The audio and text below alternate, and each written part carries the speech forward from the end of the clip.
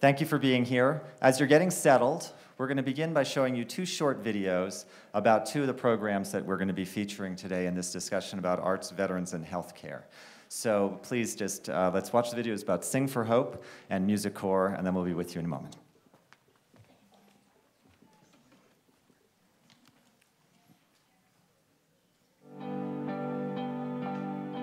Where Sing for Hope fits in at Mount Sinai is that they bring what I can only describe as enlightened beauty to the lives of patients who are, for the most part, trapped in the hospital. It's more than just the art, the music, the dance, and the singing. They bring the compassion and the humanity because what they bring is people who perform. Not a television set that plays music, not an iPod or a radio, but an actual human being whose mere presence proves to our patients that they still matter, despite how dysfunctional healthcare is. It proves to our doctors that the patients are human beings surrounded by a world of culture and art and beauty.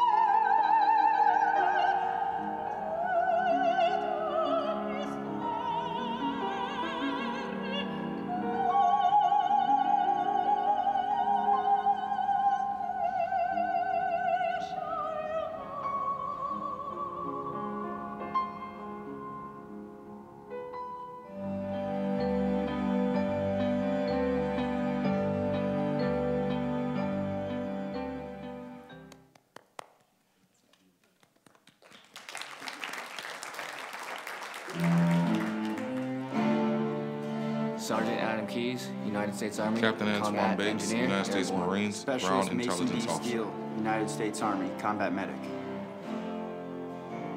I was deployed in Afghanistan. I stepped on an IED. I was blown into the canal. Most of the shrapnel hit me in the There was face. a lot of blood.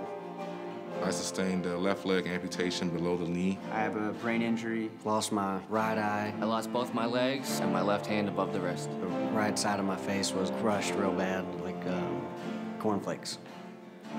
Lance Corporal Josh Cawthorn, United States Marines, rifleman. Sometimes even the strongest soldier falls. I've come a long, long road. The purpose of Music Corps is to help wounded warriors play music, but beyond that, to help them recover their lives. I've got a wide river to cross. When you're blown up, everything gets blown up.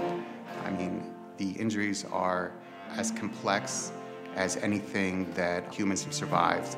And here they are, Walter Reed, missing some limbs. It's a miracle that we can save their lives, but that's not enough. When you see a patient that comes straight from Iraq or Afghanistan, their injuries are catastrophic. A lot of times they don't understand what just happened. And you will take them from their idea that they have these disabilities, and you try to change that into that idea that I have all these abilities still. The Music Corps is like the best therapy you could have, because it helps my memory and problem solving, coordination. You put two chords together on the guitar and you're kind of like, whoa, you know, I just made music. This piece could be your story. You start with a lot of sort of patterns. The essence of music is a deep form of communication. You have these sounds, but they reflect something that someone is crying out to say and to express. We had this one guy, he was a guitar player, and he lost some fingers on both hands, so he was no longer able to play guitar in the regular way.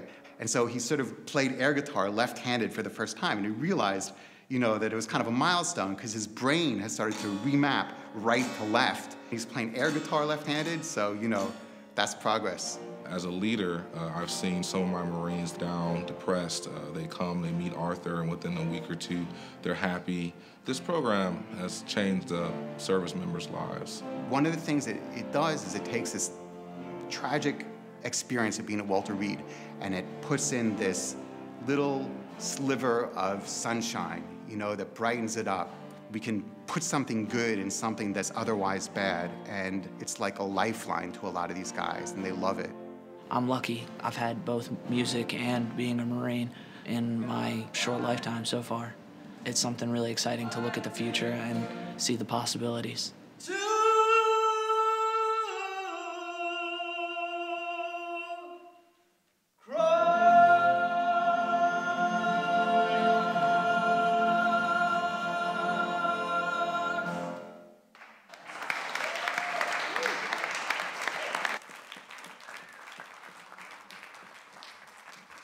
Ladies and gentlemen, please welcome Arthur Bloom, Yo-Yo Ma, and Lance Corporal Tim Donley to the stage.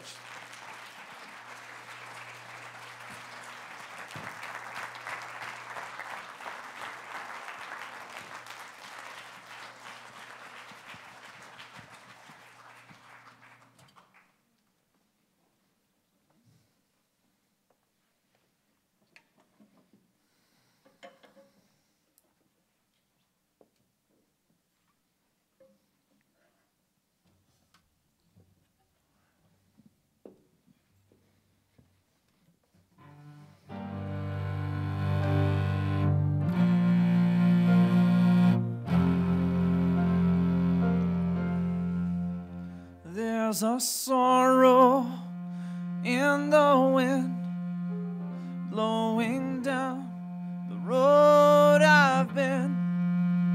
I can hear it cry while shadows steal the sun. But I cannot look back now. I've come too far to turn around, 'cause there's still a race ahead that I must run.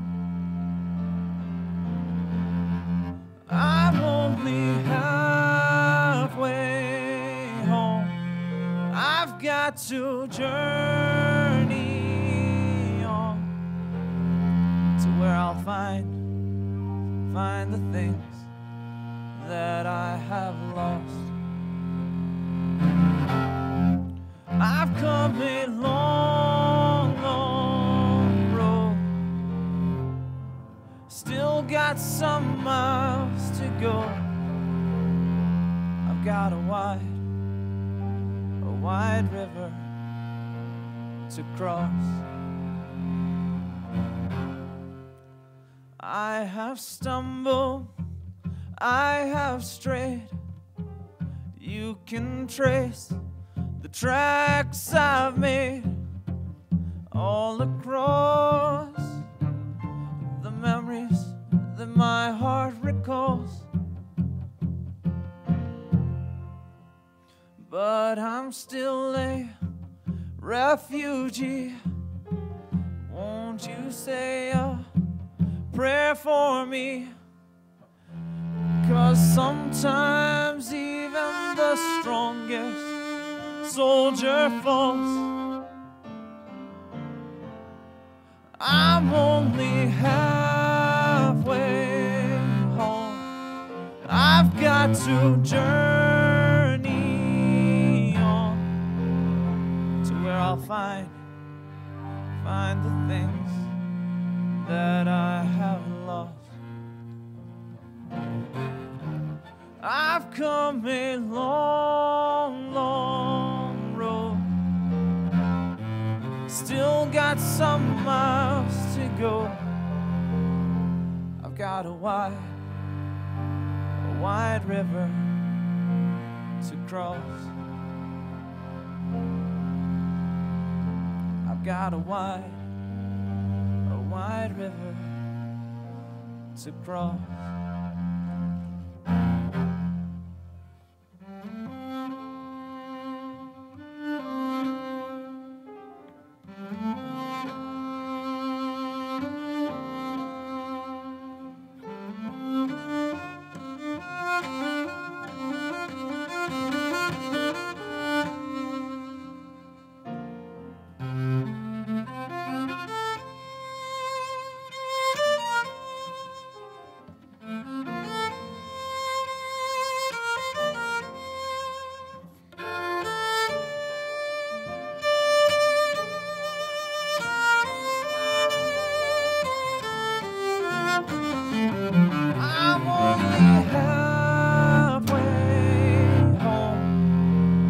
got to journey on to where I'll find the things that I had lost. I've come a long, long road, still got some miles to go. I've got a wide river to cross. I've got a wide river to cross. Oh, I've got a wide river to cross.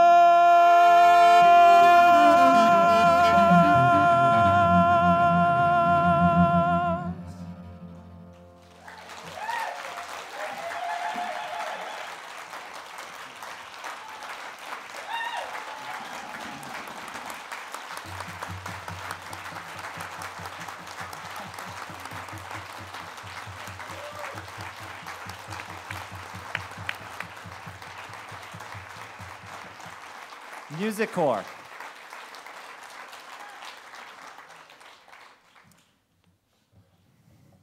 I'm Damian Wetzel, I'm the director of the Aspen Institute Arts Program, and this is a session that just means everything about citizen artistry from all sides of the equation, from artists acting as citizens, from citizens who take art into a new dimension of healing and rehabilitation and lift and the original, if you think about it, the inspirational purpose of art, making us think about the enormous things. I think we've all just experienced that.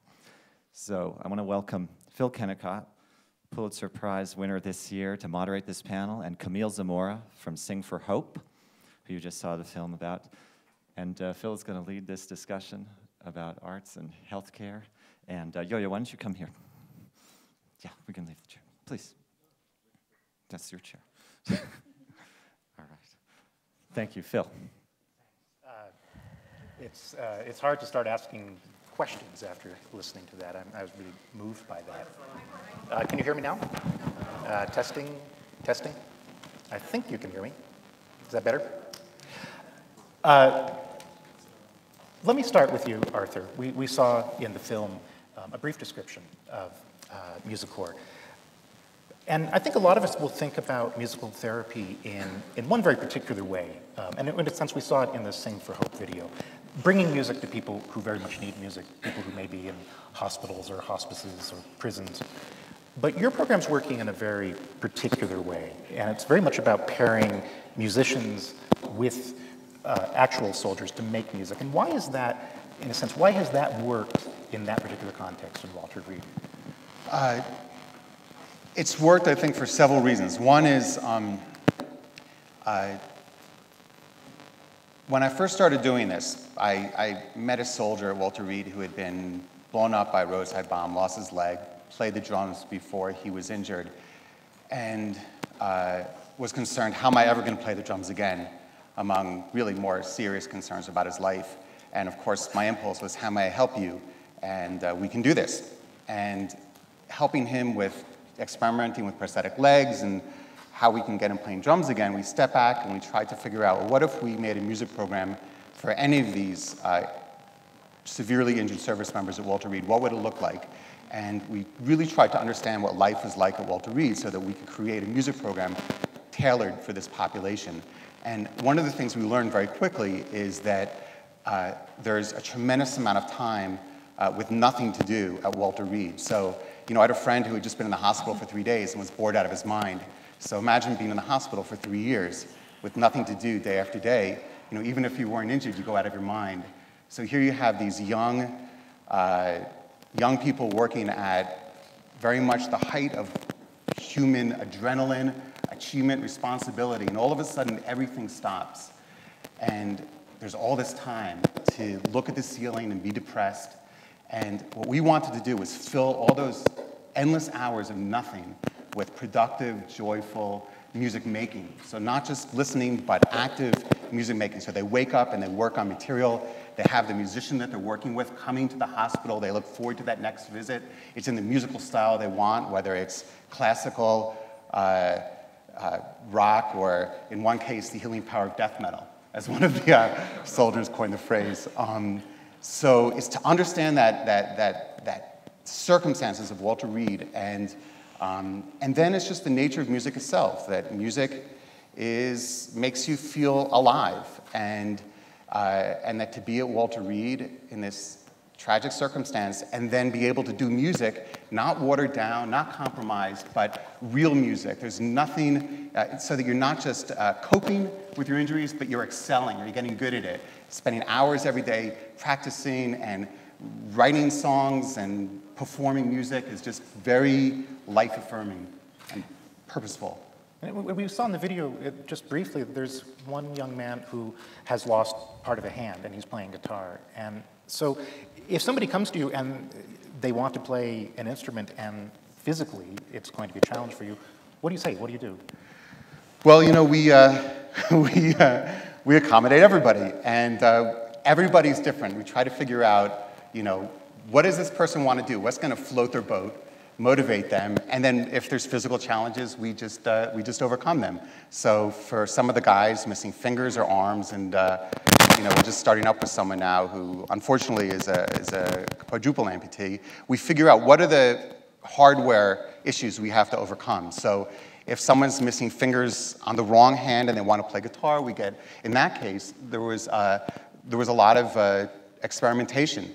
They make what's called a termination device for a prosthetic hand to hold a guitar pick. We got that. It wasn't very good. And we find, actually, a lot of the times, the off-the-shelf parts don't work very well. And by far, what drives the innovation of the program are the men and women doing the program themselves. They come up with the best solutions for them.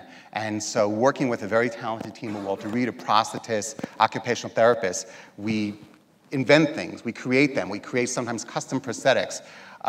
Sometimes it's, you know, parts from Home Depot that work better than a $100,000 prosthetic device. Then with him, we needed a left-handed guitar. Because of his injury, it had to be a skinny guitar. So I found there's a store in Texas, Southpaw Guitars, that had the one skinny left-handed acoustic guitar that we could get. And so, you know, we got it. And we made a custom stand to hold the guitar that you saw that. That's actually kind of cumbersome. So someone at Walter Reed made this custom device for his lap to hold the guitar so that now he can play. And you know, once those things get out of the way, then it's just, and this is really the key to the program, then it's just normal music making. And it's just learning music. And when I work with them, I no longer, I don't see them as injured. I see them as musicians. And then they see themselves as musicians.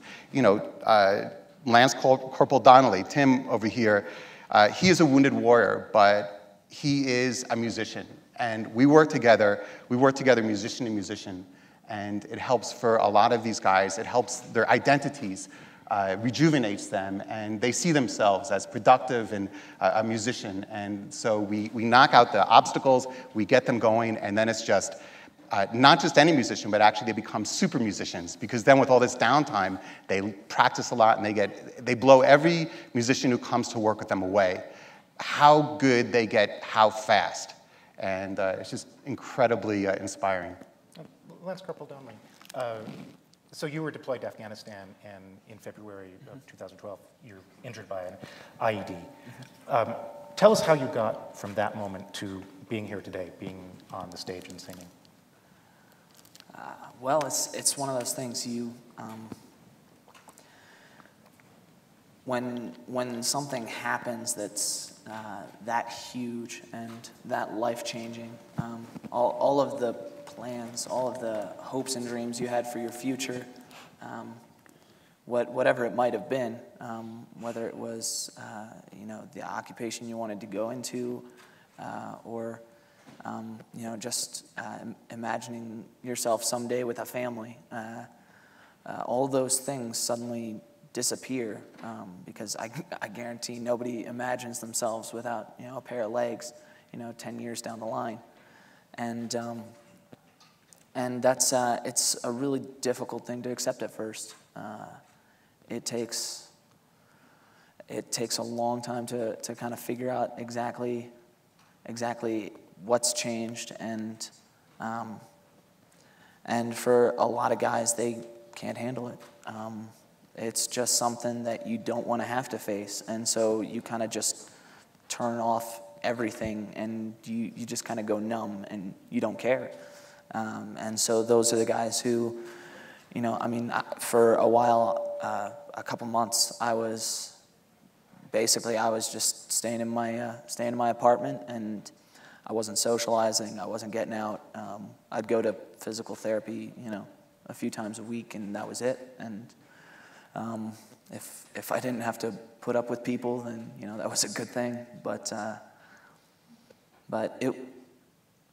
it gets to a point where it's either sink or swim. And for some guys, it might take years to get to that point. But for me, I played guitar before I was injured, and that was something I had played a couple other instruments before, and I picked up the guitar, and I just fell in love with it right away. And I taught myself, and I'd been playing for about 5 years when I was injured. And then because of the severity of my injury, I lost most of the muscle in my right forearm, and I can't bend the elbow anymore, and I have a lot of nerve damage in my hand. And so for a long time, I had this big metal contraption sticking out of my arm, holding my arm together, and so obviously guitar wasn't exactly an option. And that's when I was first introduced to Arthur, and because I'd mentioned to somebody that I used to play guitar, and so they said, hey, you know, there's this guy who might be able to help you. And so I met Arthur, and at first I kind of just blew him off. I was like, well, you know, obviously I'm not going to be able to do this for, you know, a year or so. So what's the point of even, you know, going through this and torturing myself now? Because you know, at that point there was still being around people who, you know, hanging out with Arthur, and he's playing piano, and one of the other guys is playing guitar. Like, there's just that longing to want to be able to return to that thing you love, and which, I mean, it's a very similar feeling to wanting, you know, my wanting to return to the infantry Marines and being able to train and deploy with my guys again. And but, you know, some things you can't go back to, and so that kind of only leaves you one direction to go, so it makes it easy. But so I kind of blew Arthur off, and then a couple days later, I had his card, and I was like, you know, why not? I'll just see what he has to say. And we got together, and there's kind of this like music room at the hospital where the guys get together and play and stuff. And it was just Arthur there at the time, and he was playing some song on the piano that I recognized, and I kind of just started singing along a little bit, and I guess that was like the first time he'd ever had, you know, a Marine, you know, sing. But you know, trained hardened killers, and you know. Well, say what you really wanted to sing. It's not just any song, but actually, I'm not sure how many of you are familiar with The Sound of Music. That's right. It's okay. But so I started singing, and Arthur thought this was like awesome and hilarious at the same time, and so then we started getting together some, and it was like soon after that I met a guy who he does voice lessons for people, and so I met with him a few times just to kind of get the fundamentals down, and then things kind of just went from there. And next thing I knew, I mean, I'm a 21-year-old kid on stage with Yo-Yo Ma. Like, how much better does it get, right?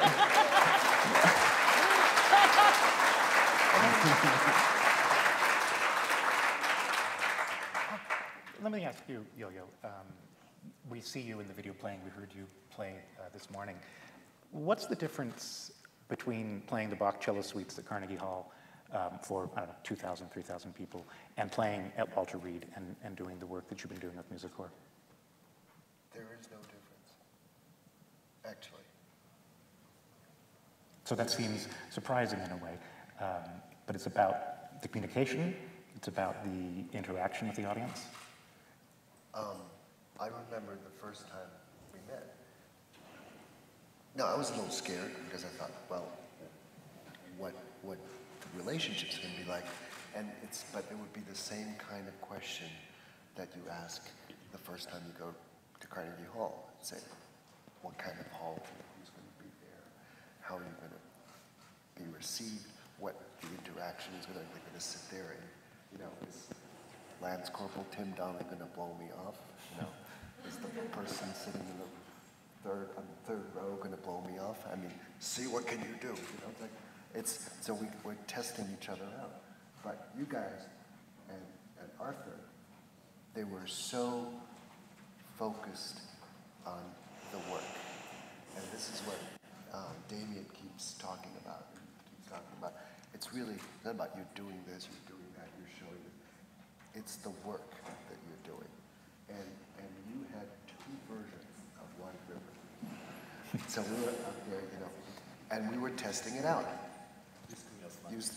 So we were testing out the two versions, and you all chose. We discussed what sounded better, what they preferred, and whatever. And this was a rehearsal. So in that sense, there is both, once you meet one another, there is no difference because we are doing the work. And the way that Arthur works, it's as specific and as caring as any musician I have ever met. You know, we tried out this version because we didn't have guitarists yesterday, was it? Feels like several months ago, but we tried out the version, and there were like little tiny things that he thought might sound better. And what happens that this morning, Arthur has made yet another version because you care about it. It's beautifully done. It's totally professional, and it's just, and I wanted to hear some songs that the two of you are working on, creating some new songs, because it's like as your life evolves, you're going to have new stories. And we had this interesting conversation. I thought you said, Tim, you said you were kind of tired one night and you couldn't sleep, and what comes to mind was that another song came into your head, and you used this tiredness, which to me is sort of one of the basis of how people compose or write. Is that, I don't know whether you do that, but certainly when you're tired, you have access to your subconscious, but you still have access to some of your consciousness, and so you have a different way of being able to join in task and deep things that well up.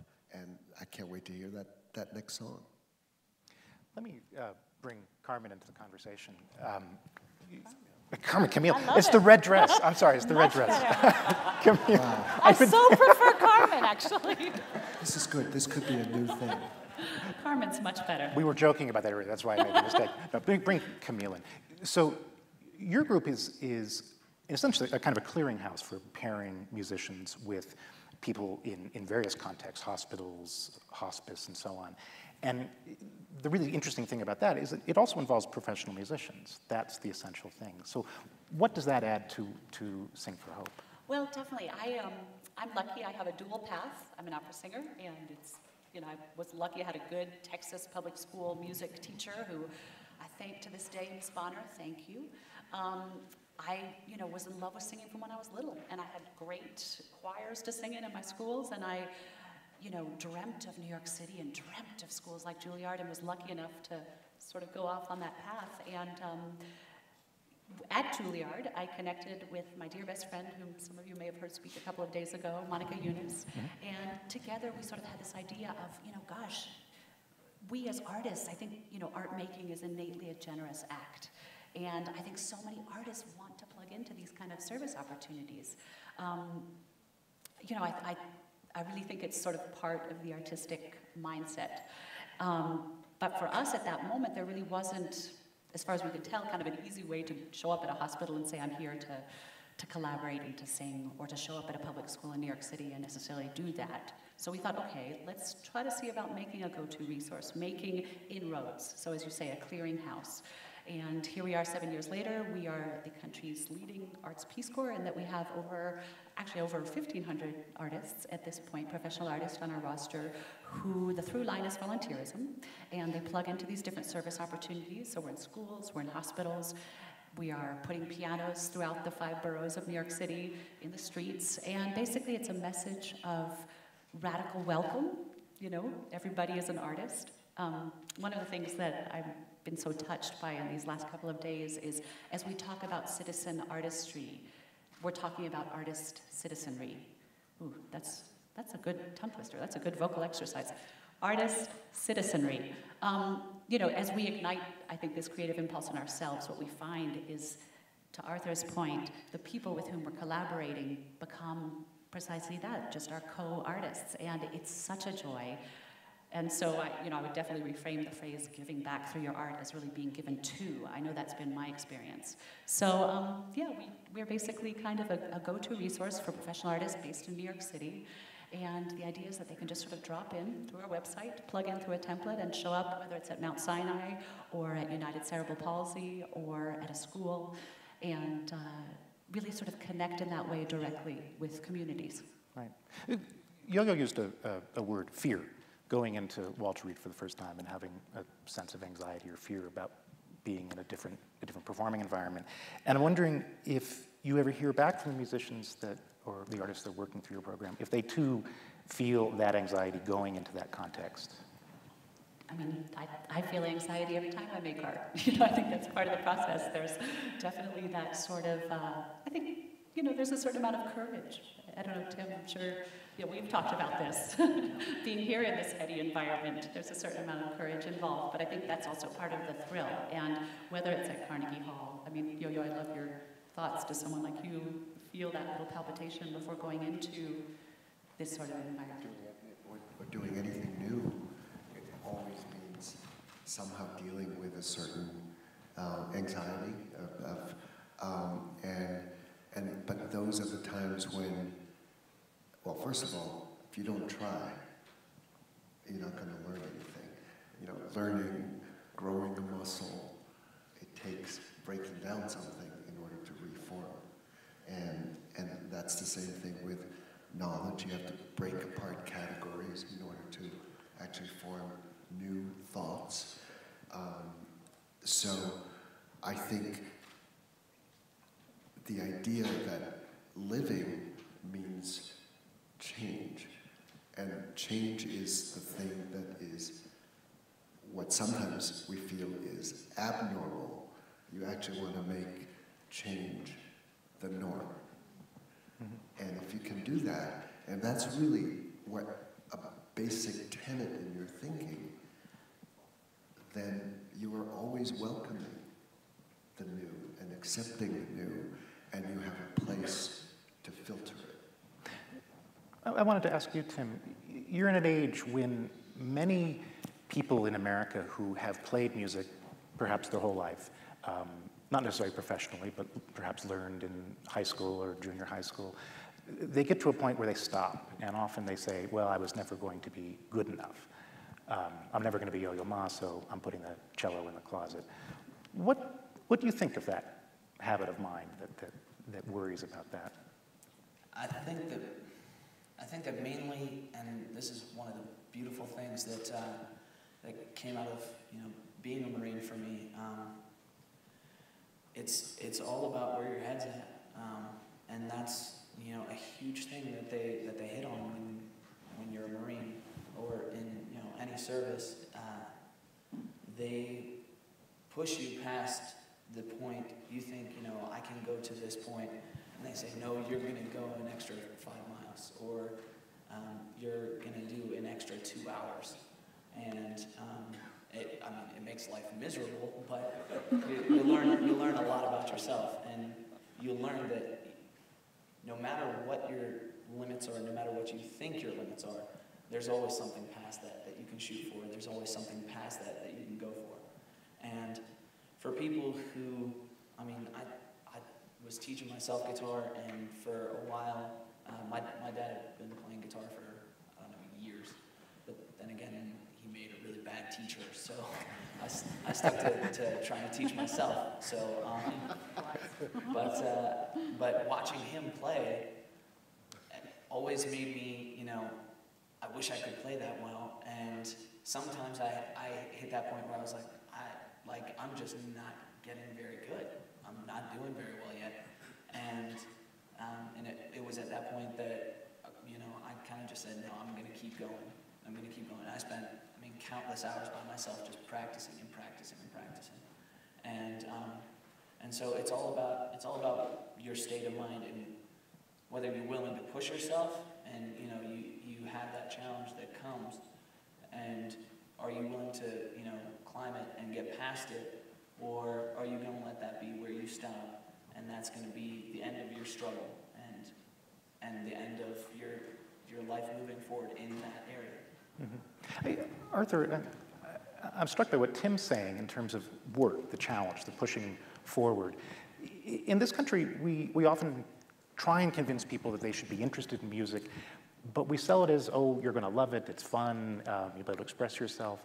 We don't often sell it on, it's going to be work, it's going to be practice, it's going to be, you know, the real granular kind of nitty-gritty of working on a text. Are we, in a sense, telling people the wrong thing? What lessons would you project out for the way we deal with music for just the general population from what you've learned in working with the veterans at Walter Reed? Okay.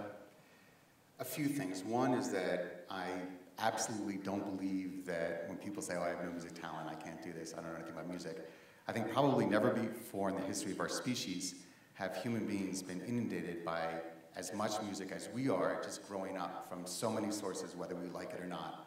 You know, just iPods, iPhones, movies, the internet. There's a constant soundtrack, elevators to our life that we can't escape. So I think it's very much like a language where you grow up hearing this language, and everyone has baked into the brain actually a very sophisticated understanding of how music works.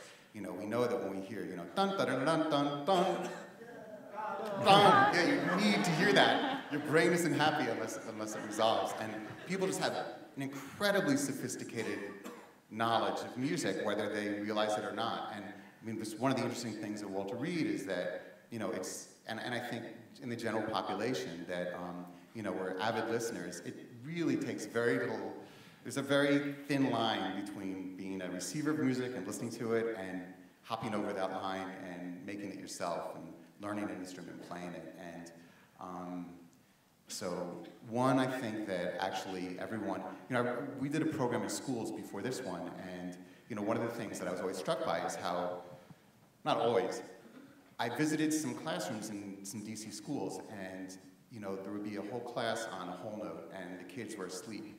And, you know, then as the kids go to the door, they're doing all sorts of sophisticated rhythms and tapping on their bodies, and you realize these kids are miles ahead of what just went on in that class.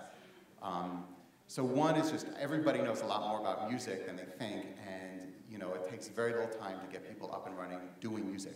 The second thing is what you just mentioned, that it's a lot more satisfying to work and get good at it than to just kind of do it in a superficial way. It's probably true about everything. But, you know, one of the things that I hear from the vets at Walter Reed is, you know, they say, well, I didn't think I wanted to do this because I thought this was just going to be like a sing-along, a kumbaya. I didn't realize that it was actually going to, you know, we bring in professional musicians and we work hard. And, you know, we go 5 miles and we say go 5 miles more. And that's what they love, and I think everybody loves that, setting ambitious goals and then achieving them. Mm-hmm. I wanted to ask Yo-Yo about some statistics that came out a couple years ago from the NEA, and I think we all remember this, that they were surveying audience participation in the arts over a period of about 25 years, from 1982 to 2008. And the numbers aren't particularly encouraging if you're running an orchestra or an opera company. Audience participation has declined. Turns out, in fact, audience participation in gardening and sports events has also declined. But there was one number in there which was volunteering, and that was the one that went the opposite direction. So while maybe 30% fewer people are participating in opera over the last 25 years, 10% more in that period are volunteering.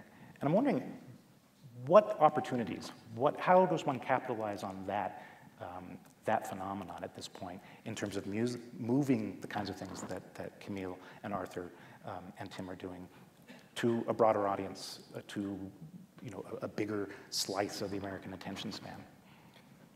I think you bring up a really, really good question. One of the things that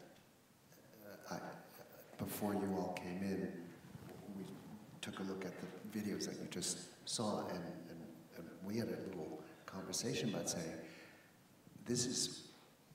gee, wouldn't it be great if Sing for Hope and Music Corps and so many people that I know who have created these organizations actually can join forces because you're all, in a sense, volunteering. It's an example of volunteerism, but to actually connect those dots amongst the people that are doing it, so that we can get to know what each other's needs are. Do you need a piano? Do you need a music stand? Do you know? And to many, many other things that could happen. We could capture the energy that you mentioned from the NEA statistic with what is actually happening. And Damien talks about citizen artist. We're trying to create the idea of citizen musician. And you're doing the Franklin Project here and trying to get youth into a national service movement. All of this is going in a certain direction. And then I think I met a gentleman here who works at Shell, who wants to be able to bring needs in society together with people who have the resources, with the people who have the skills and ability, knowledge to fulfill those needs. If we can put those types of platforms together more, which is exactly a place that the Aspen Ideas Festival, those ideas come together, very good things could happen. Because I know what a struggle it is for Music Corps to exist. I know what a struggle it is for us, and I can go down the list. We all are desperately trying to survive, to raise funds, but there are mechanisms that can actually help and make things more efficient while bringing things to scale. Yo-Yo, that's so perfectly said, and I think one of the things that's so exciting about being at the Aspen Institute is we feel this in the ether, and we feel it being approached from the supernova perspective, and from the grassroots perspective, and from the venture philanthropist perspective. And I think that it really is about the beginning of a paradigm shift, and I think about reframing the artist value proposition. Even when I was at Juilliard, 2000 to 2004, this felt very out of the stream of the norm to be talking about it. It's not the case anymore. I don't think any musician isn't beginning to explore these impulses. And our arts organizations, our opera companies, and our symphonies are really doing meaningful outreach, but I think coordinating these efforts. I was intrigued and inspired by this wonderful conversation with General McChrystal and the stuff going on with the Franklin Project, and that idea of, okay, well, initially, how is this going to happen? How are we going to create this infrastructure? How are we going to pay for it? And then the response that we've already seen that this kind of a life investment in a human being in service, providing them the outreach for their service impulse, allows for a 4-to-1 return on investment over a course of a lifetime. And I can only speak from my perspective, but I do see it repeated in my fellow volunteer artists. The way this has changed my day job, my for-profit artistry, when I go sing with an opera company, I feel it dovetails in the most wonderful way. The service impulse comes back into my Mozart aria on stage, comes back into my hospital bedside singing. I've been very lucky. I've studied with great teachers, but I feel that some of my greatest teachers have been my collaborators in hospital settings and in schools who have sort of exhorted me to try something new. And, for that I'm so thankful. And it is about the creating of this infrastructure, I do think, and sharing ideas. to follow up with a quick point that the professional musicians have this incredible skill set that turns out to be very useful in the healthcare environment. I mean, just in a very practical sense, we're working with someone, say, playing piano with a prosthetic arm. Pianist who's studied the mechanics of the hand for decades is really an expert in those hand mechanics and help that injured person. Musicians have a tremendous amount to offer in hospitals, and also for the musicians that do this kind of work. It's a new field, really, I think, that's emerging, where the musicians, the artists can do this kind of public service, and it's very edifying, it's very interesting, it's very gratifying. It's really win-win. So we're certainly trying to ramp it up with MusiCorps, and we're sort of kins in this. I wanted to ask a question. Over the last couple days, I've heard, do I need this or not? So over the last couple days, I've heard several of the folks on this panel say that this sort of work makes them better musicians. I actually wanted to ask Tim a question. Does this sort of work make you a better Marine? And would it, by extension, make other Marines, ones who haven't been injured, better to be musicians as well?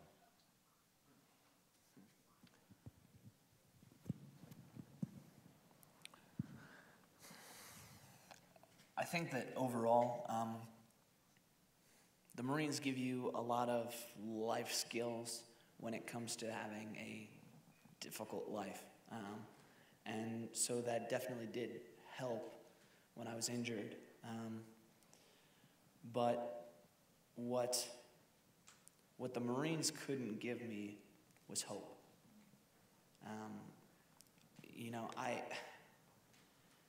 You see all these guys and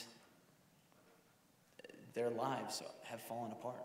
They have absolutely, they feel like they have nothing to look forward to in their futures. And when you start working with Arthur and you start working with the other guys, it forces you to do things that returns you to kind of a normal lifestyle. And it forces you to socialize with the other guys instead of just staying in your room and staying away from people. And it really makes you, it gives you that ability to look at the future with a little hope. That there might be something better for you out there. Because, in your wildest dreams, in my wildest dreams, I didn't think I'd be here. And so, you're seeing things that you never imagined seeing happening to you, and it completely, it revitalizes you. It gives you this just energy and a drive to keep going through your life, and it does. It makes you a better person in general. It makes you a more well-rounded person. And for active duty Marines who aren't injured, I know guys who when we went on deployment, they'd take some crappy little guitar with them, and that's something beautiful in the middle of all of this ugliness and all of the chaos. And it's some of my best memories are the end of the night. We're all getting ready to hit the sack after a long day, and somebody pulls out a guitar and you just kind of sit around and listen, or it might be some song you all know, and so it. Then when my guys came back, I've seen 10 or 15 of them go and want to learn new instruments, or want to get more involved with something with music, because it really does. It's like a bright light in the middle of a really dark place. I'm glad you said that. I'd like to ask about the piano project. Maybe it's a final question before we move on to a last performance, and then we get a chance to hear Camille sing as well with the rest of the group. So you brought a piano here, and as part of this project that you put 88 pianos around the boroughs of New York. And here we are at Aspen. We've got the intellectual, academic, political elite of the country. My room is very close to that piano. If anybody's played it, I would have heard it. Nobody's played it here, as far as I can tell. What does that say about the challenge that we face in getting music more centrally discussed in the United States if at Aspen there's this resistance to actually just going and touching that instrument? You know, I think it's very telling that we use the word play when we talk about an instrument. You play piano, you play cello, I play the vocal cords. You know, it innately should be and is this thing of utter connection to a sort of childlike part of ourselves. It was Picasso, you know, who said he spent his entire life trying to study, to learn to play like a child, to learn to make art like a child. I think for us responsible grown-ups, it's very hard to pause and step out of ourselves and allow for that moment of play. And I think whether it is, you know, in the course of a busy day as you're barreling down the street and you see a hot pink piano in the middle of Greeley Square, you know, these moments can sort of call us to attention and allow us the opportunity to play. But really to say that it's okay to do so is another thing. I think, you know, for that reason, when we allow it, it's incredibly powerful. And, you know, I know when we are in hospitals, you know, and we're working with people who have gone through incredible trauma, I always think of this wonderful woman who was an oncology patient at St. Luke's Roosevelt, and she said to me, what she is going through right now is so big, but music is bigger. And that's always stayed with me. And I think, you know, we have to take steps, and we have to allow it, and I think we have to address it from so many sides. But I do think, you know, this is the beginning of that conversation. You know, I'm so thankful to Damien and to Yo-Yo for leading this, and to Arthur for this trailblazing work, and to Lance Corporal Tim, just thank you. Yeah. I think we're going to have another musical performance. And I also wanted to thank Tim, because I hadn't said it before. Thank you for your service to the country, which is extraordinary.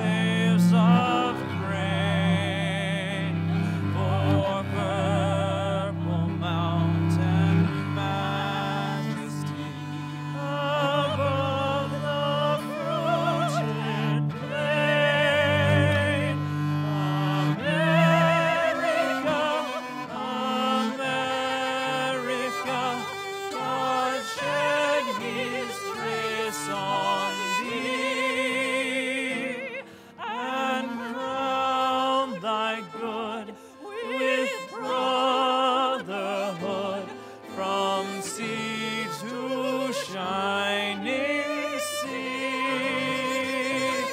and crown thy good with brotherhood from sea to shining sea.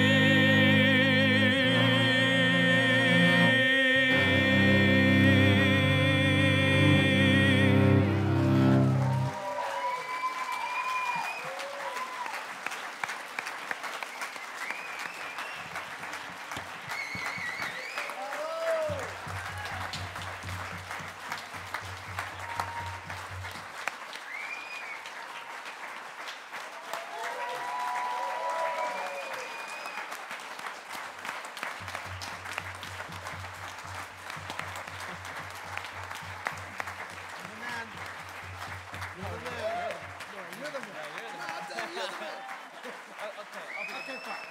Okay, fine.